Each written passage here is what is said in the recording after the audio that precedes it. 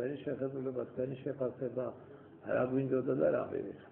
დიდი მადლობა ბატონო მოწვევისთვის მე მინდა მივესალმო კავკასიის მაყურებელს რომელიც მრავალრიცხოვან მაყურებელს რომელსაც აინტერესებს ეს საკითხი იმ უბრალო მიზეზის გამო რომ ეს 5 წელი სხვისი 5 წელი არის ჩვენი ცხოვრების 5 წელი იყო ჩვენ ამ 5 წლის განმავლობაში ძალიან ბევრ რამეს წავაწყდით ძალიან ბევრი რამ გავიძეთ მათ შორის გავიძეთ სულად უსიამო ამბები საკუთარი შესაძლებლობების მათ შორის ჩვენი ნაციის, ჩვენი ეთნიკური თავისებურებების და ბევრი ასეთ რამის შესახებ არ იყო უბრალო 5 წელიწადი და ამ 5 წლის გადასახედი და საკმარისი დროა იმისთვის რომ რაღაც გარკვეული შეფასებების გაკეთება დავიწყოთ.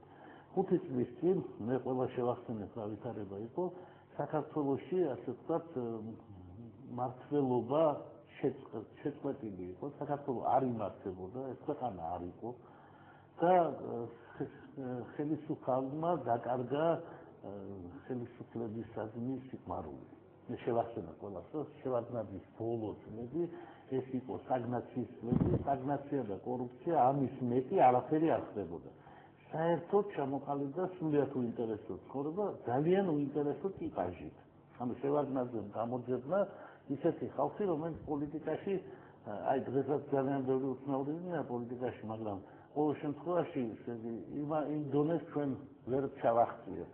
ძალიან უცნაური ხალხი გამოძებნა შევარდნაძემ, დაწყებული სახელმწიფო მინისტრებით, გაგრძელებული მომავალი საპრეზიდენტო კანდიდატებით, იშილებოდა ზღაპრული კანდიდატები, შევახსენებ კახას არგამაძიდან დაწყებული ვიდრე ევან მამალაძემდე და სხვა, არასიმპათიური გარემო, რომელშიც ამ გარემოში სიცოცხლის ნიშანწყალი არ იყო.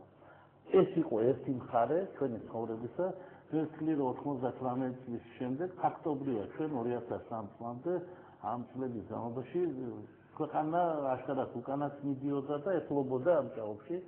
საბჭოება ესეთი იყო, შევარდნაძე ახლავს ჩვენიდან გამოიყურება ძალიან ცოცხალი და საინტერესო საუბარი აქვს ხოლმე, იმ პერიოდში რატომღაც ჩაკდა და თვითონაც არ გამოიყურებოდა. კარგად, აშკარად ქვეყანამ მან დაკარგა ენერგია. ამის ფონზე გამოჩნდნენ ლიდერები, ასე ვთქვათ. მე შევახსენებ ყველას, რომ როდესაც მიხეილ სააკაშვილი 1997 წელს გამოცხადდა ცვლის ადამიანად, ჩვენ რო გვეგონა, რომ ეს ჩვენი პატარა NGO ხუმრობა იყო, ასე ვთქვათ და ჩვენ ვანიჭებდით მას ასეთ მნიშვნელობას და ის დიზაინით ჩემი გაკეთებულია, თქვათ შორის დაქონდა იმიდან ოფისიდან ოფისში. მეორე დღეს ჩვენ ეს მინიჭებული ჰქონდა და ვამბობთ რომ რამაგრები ვართ, აი მისას მივანიჭებთ რაღაცა. მეორე დღეს სწორედ იმ გაზეთში, დღეს საპატივი ვაშინგტონ პოსტში გამოქვეყნდა დღეს საშიდელი სტატია გამოუქვეყნეს გუშინ. იმ წელს ის 97-ში ცვლის ადამიანად აღიარეს საქართველოსიო და უზარმაზარი აშკარად წინასწარ მომზადებული ისიც სტატია გამოქვეყნდა, ისიც ჩვენ მივხვდით, რომ იწყება აი ეს კაცი რაღაცნაირად. მისი გამოწევა იწყება, ჩვენ ყველა მივიღეთ ამაში მონაწილეობა და ერთი წამით არ ქონია იმის ფიქრი, რომ ამაზე ოდესმე ვინანებდით, იმიტომ რომ შევარდნაძე და აბაშიძე ეს რეჟიმი წასასვლელი იყო.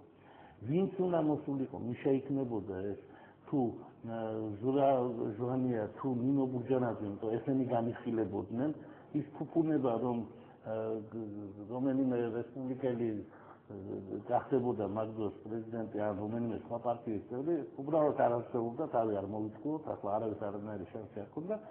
ამ სამში კი ქართველი ხალხის არჩევანი იხლებოდა უფრო ენერგიული, ქარიზმატული,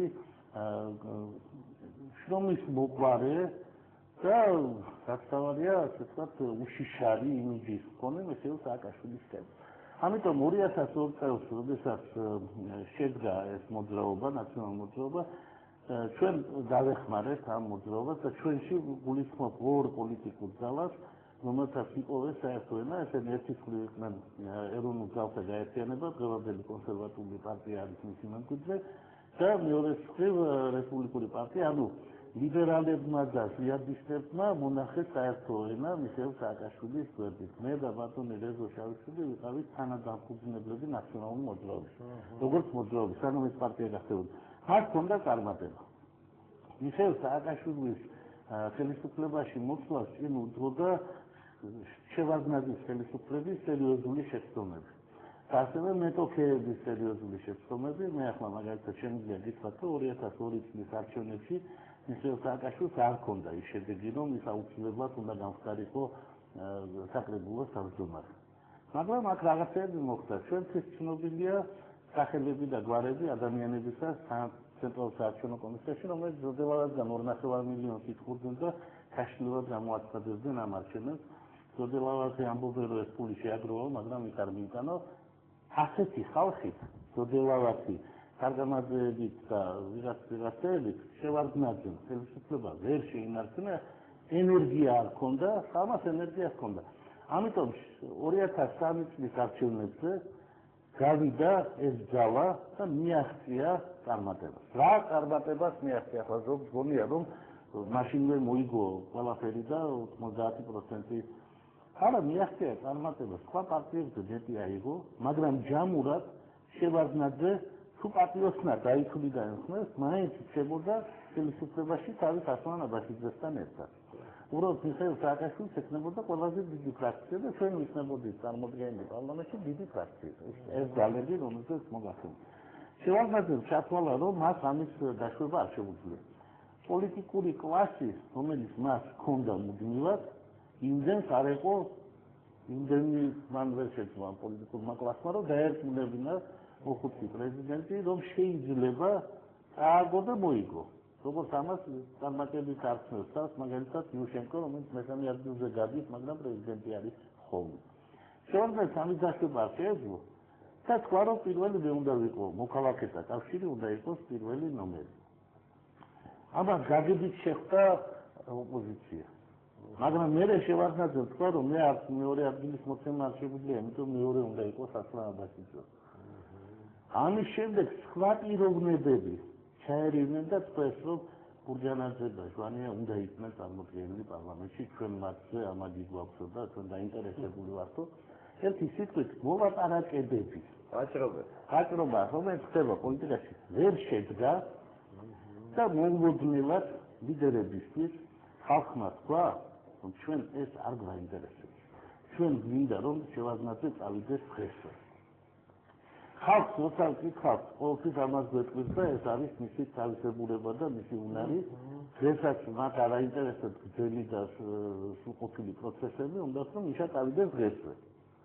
სამწუხაროდ დღეს ამის სიტუაცია არ არის. მაშინ ეს სიტუაცია იყო და ლიდერები გათვლას აკეთებდნენ პირველ ან მეორე ადგილებზე და პარლამენტში მოხვედრაზე და მეორე ხანგრძლივ ბრძოლაზე და თავის ვადებში ჩატარდებოდა საპრეზიდენტო არჩევნები, მაგრამ ხალხმა მასთვის მოულოდნელად თქვა, არა, გვინდა ახლავე. უიღლია, რომ მიხეილ სააკაშვილი კარნახობდა ხალხს, რა უნდოდა ხალხს. ხალხი მაშინაც და ახლაც წვეთდა ყველაფერს. ამას იმად გასაგონად ვამბობ, ვისაც გონია, რომ ყველაფერში დღეს დამნაშავე მიხეილ სააკაშვილი და ჩვენი საზოგადოებრივი ორგანიზაციები, ხალხი ზოგადად და საზოგადოება არავინ არაფერს დამნაშავე არ არის. ეს არ არის მართალი. ომი მაგალითად ჩვენ ისად გვაქვს ამოწყებული, ახლა მე რესპუბლიკელებს არ გულისხმობ და პაციფისტებს, მაგრამ ჩვენი საზოგადოების დიდი ნაწილი იყო მომხრე კაცრი მოქმედებების. 2007-ში, 2008-ში და 2003-ში. ხალხს უნდოდა შევარდნაძის დამთავრება ახლავე და სწრაფად. ეს მოხდა, მე მგონი ძალიან სწორად მოხდა, იმიტომ რომ შევარდნაძეს არანაირი უნარი არ აღმოაჩნდა. რომ შეენარჩუნებინა დაყალბებული ხებზე, იმიტომ რომ სოფლიო დაუთვალა და უთხრა, რომ შენ ამ ტყუილს ჩვენ ვერ გაპატიო. ჩვენ გახსოვთ, რომ იყო ჩამოსული ბეიკერი, იყო ბეიკერის ფორმულა. შევარდნაძემ უთხრა, რომ კი ბატონო ვეთანხმები. მერე შევარდნაძემ ბეიკერი მოატყუა. ბეიკერი არ არის ის კაცი, ვისაც შევარდნაძემ მოატყუეს. ახლა ზოგიერთ შევარდნაძე ძალიან გაფეთიშებული ხავდა. და შევარდნაძე ბეიკერზე უფრო დიდი კაცებისთვის უკადრებია და მოუტყუებია, მაგრამ ამ შემთხვევაში ბეიკერი არ იყო ეს სახელი და გვარი.